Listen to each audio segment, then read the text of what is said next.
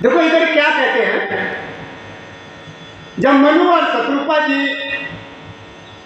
से हर तरीके से मेरे ब्रह्मा जी और भगवान भोलेनाथ और नारायण जो हार गए, कई बार आए लेकिन ये लोग बोले नहीं, तो आकर मैं प्रभु को जो है ना समझना पड़ा। प्रभु ने जो किया मनु और शत्रुपा जी के साथ, बाबा तुलसीदास जी ने 2 चौपाई में लिखा है कि प्रभु सर पाकितासन निज जानी और बते अन्यता पसर पुरानी, मांग मांग बर गए नववानी और परम गंभीर कृपा मृत सानी। कि सर्वज्ञ प्रभु ने, बाबा तुलसीदास जी ने हल्का चौपाई में कहा है कि हमारे प्रभु जी सर्वज्ञ हैं, सब कुछ जानते हैं, उन्हें बताने की जरूरत नहीं है। हम भगवान के पास जाते हैं, मंदिर में जाते हैं तो उनसे अभिलाषा पहले ही लेकर के जाते हैं। घर से मंदिर पहुंचे नहीं है कि अभिलाषा पहले से लगे कि हमारा ये काम हो जाए।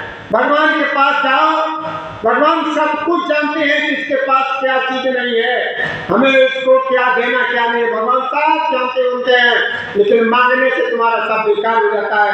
तो उन्होंने पूछे, हमारे प्रभु जी सब जानते हैं, उन्होंने क्या लिखा है कि प्रभु सर्वज्ञ दास निज जानी। प्रभु जी सब जानते हैं, प्रभु ने समझ लिया कि अब तो ये मेरे ऊपर है, मेरा ही दास है। सर्वज्ञ प्रभु ने हमने गति आश्रय वाले तपस्वी राजा रानी को निज दास जाना, तब परम गंभीर और कृपा रूपी अमृत से सनी हुई ये आकाशवाणी हुई कि बर मांगो, क्या करो, बर मांगो। ये नववाणी हो रही है।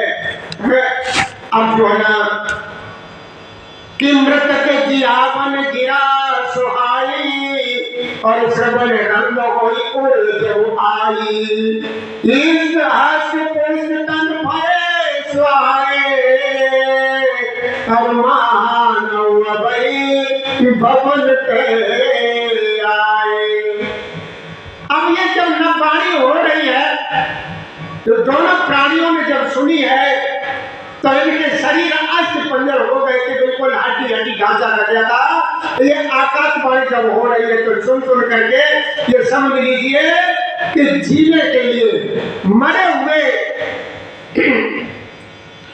कि जाने वाली ये नववाणी आकाशवाणी तो ये मतलब अच्छी लगी है कि मृत्यु की जियावन गिरा सुहाई, श्रवण रंग होए उड़ जब आई, हस्त पुष्ट तन भय सुहाए और मानव भाई भवन ते आए।